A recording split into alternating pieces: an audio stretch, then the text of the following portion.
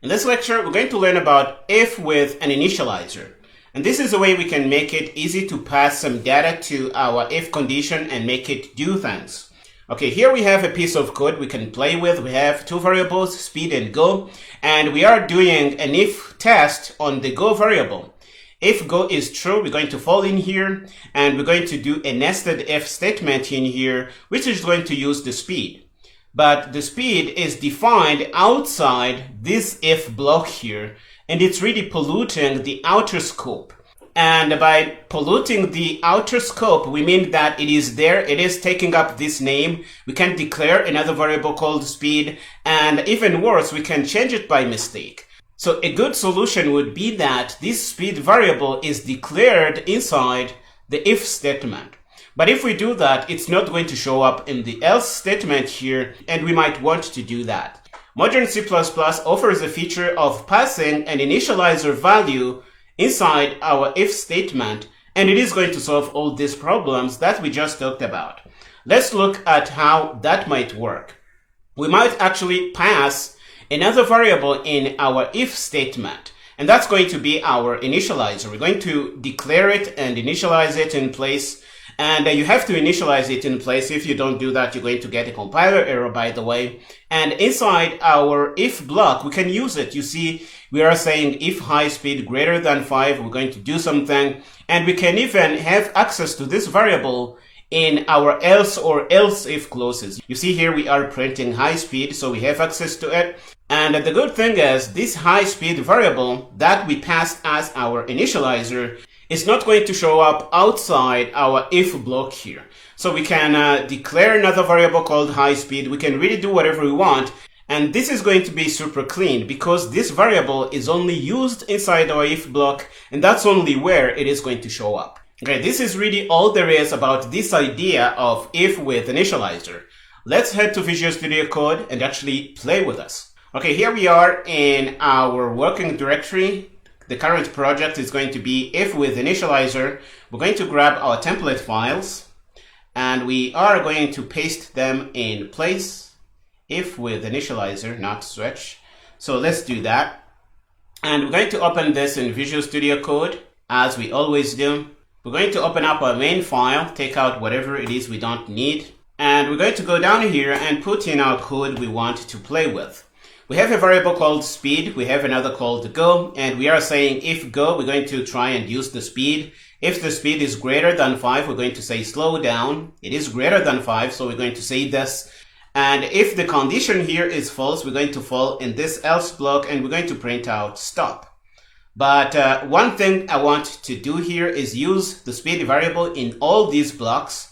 So we're going to say speed, and we're going to do stdndl. We're going to grab this thing here and use that in the else block here to show you that you can use that. Let's do that, and we're not going to print the speed at the outside here. Okay, so this is our code, and we have a variable that we really mean to use inside this if block only. But this variable is going to show up at the outside. For example, we can print it out like we did, and we're going to say speed to really mean that we are trying to use that outside the if block. And if we build this, we're going to go through. That's my guess. The build is good. And if we run this, try to guess what we're going to get.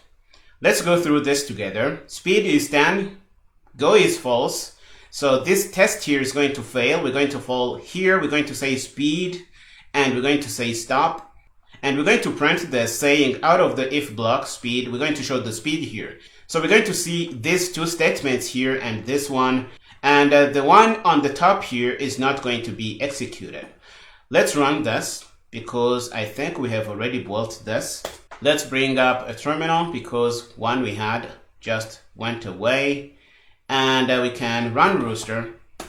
And we see what we just guessed. We're going to say speed, stop, outside the if block, and we're going to print the speed. But the problem is we want the speed here to only show up inside the if block here.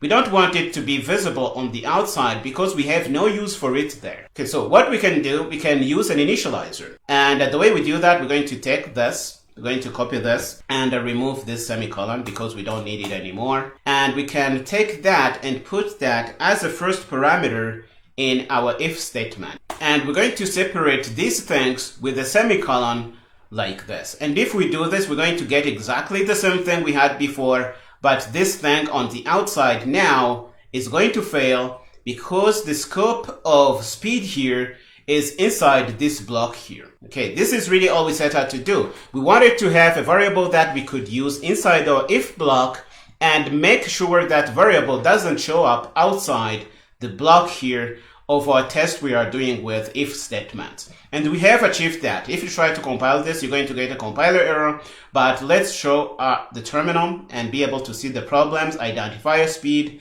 is undefined in the outer scope because it only lives in the scope of this if statement. And by the scope of this if statement, I mean all the if and else blocks. You're going to be able to use speed, but you can't use it on the outside.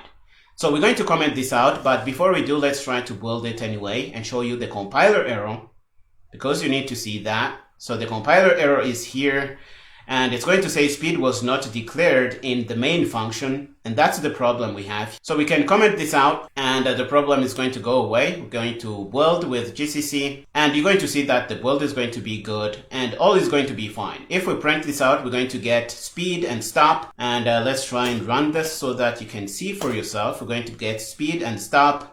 If we change go to true, we're going to see the speed and we're going to see slow down because the speed is greater than 5. So let's build again with GCC and we're going to run this. We're going to see speed 10 and slow down. And this is exactly what we expect here. This is really all we set out to do in this lecture, to be able to use if with an initializer like this.